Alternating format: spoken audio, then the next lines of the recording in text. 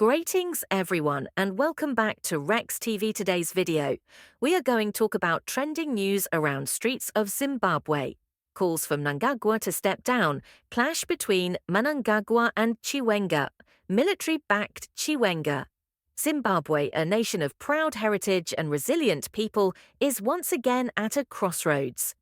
In recent weeks, tensions have reached boiling point, with growing calls for President Emmerson Mnangagwa to step down.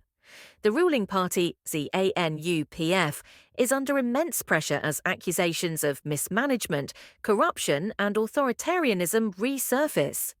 In an unexpected twist, reports indicate that even top military officials, historically aligned with ZANU-PF, are beginning to show cracks in their support for the government. PLE.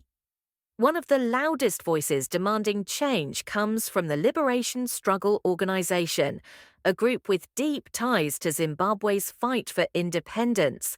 They argue that ZANU-PF has betrayed the ideals of the liberation movement and now advocate for the complete dismantling of systems created by the party.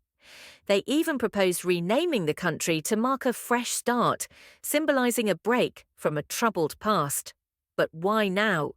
Why are so many Zimbabweans, both within and outside the system, pushing for change? The answer lies in the many challenges the people of Zimbabwe face today. Zimbabwe's economy is in shambles. Decades of mismanagement and corruption have led to runaway inflation, leaving the Zimbabwean dollar nearly worthless. For many, daily life revolves around basic survival. Bread, cooking oil and fuel are often beyond the reach of ordinary citizens. Jobs are scarce, and even those employed struggle as wages fail to keep up with the soaring cost of living. Think about this. A loaf of bread costs more than many earn in a day. Families are forced to skip meals while children drop out of school because parents cannot afford fees.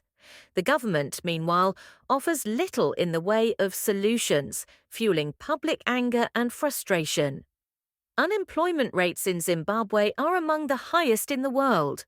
Over 90% of the working-age population is either jobless or employed in the informal sector. For Zimbabwe's youth, the future looks bleak. Many have no choice but to leave the country in search of opportunities elsewhere, causing a brain drain that further cripples development.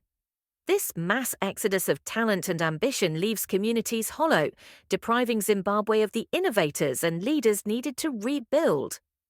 Healthcare in Zimbabwe is in a state of emergency. Hospitals lack basic supplies, equipment and medicines. Many facilities are understaffed as healthcare workers leave the country for better opportunities.